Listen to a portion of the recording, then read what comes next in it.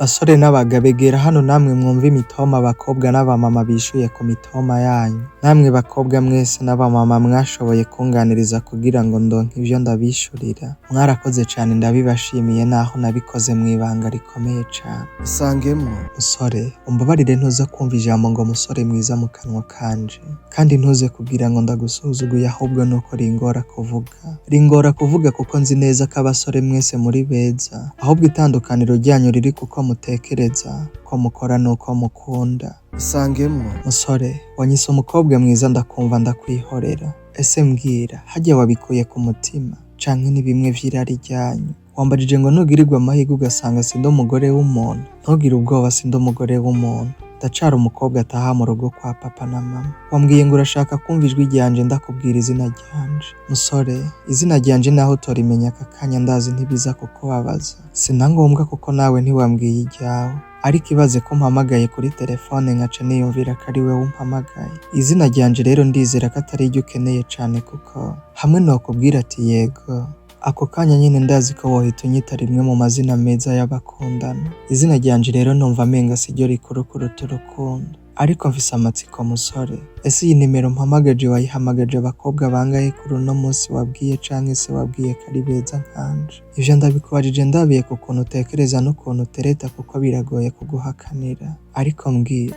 uriteguye kumbona no kunyakira mu mutima wawe nka zahabu? Zahabu wikuriye mu gitaka wakoze wavunitse. Ya zahabu yarondewe na benshi bakayibura. Bamwe mbere bakanayikandagira abandi bakayiterana n'igitaka batazi ko ari zahabu. Mbwira ko kuriteguye kumpingura nk'iyo zahabu maze nkahorana agaciro k'umukenyezi mwiza, nyina w'ibibondo vyawe nk'uko wabinyipfurije. Isangemwo musore, nyumva neza. Nasezeraniye umutima wanje ko ninakunda umuntu ntazorabisha uko asa nuko ateye aya maso wabonye, ahubwo nzorabisha amaso yanje y'umutima maze mbaze umutima wanje ati, ese mutima wanje umbonera hageze ko inzahabu ibana na diyama mu bubiko bumwe? Umusore nzokunda ni diyama. Ni diyama kuko kuri jewe diyama niyo igira agaciro karenze ibindi bintu vyose. Gusa nizere ko nindamuka ndakwemereye nkavuga ati yego, basi uzohora wibuka ko atabandi bakobwa beza basigaye hano hanze. Musore, kuri ubu sindakubwiye oya, ariko ndaguhaye igihe cawe co kwiyumvira.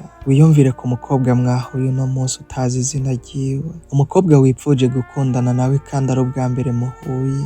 Umwiyumvire ko urabe neza ko ari we mukobwa mukwiye kubana. Mu nyuma utazisanga wabaye nk'umucukuzi w'inzahabu acukurira zahabu ku yindi. Umucukuzi wa zahabu yagiye gucukura zahabu ntatinya gutora zahabu nto yiya afise muhira. We zose aziha agaciro kamwe kuko zose ari zahabu, nta nini nta na ntoya. Zose azita nziza kuko azirya akazikuramwo amafaranga. Nizere ko nawe utariko uranyita mwiza uno munsi, hama nimba wawe ngo uzoze kundenza ko abandi wita ko ari beza kandi unsize mu rugo.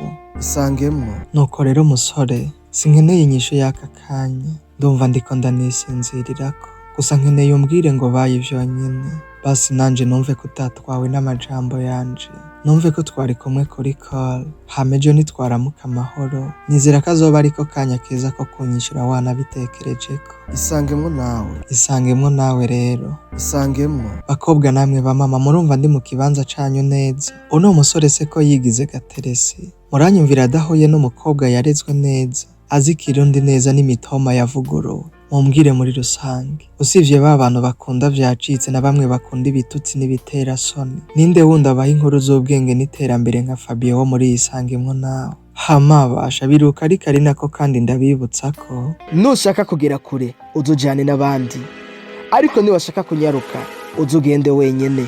Dufatanye urugendo tugere kure hashoboka, twoye kwijana kuko inzira y'umwe ntishika.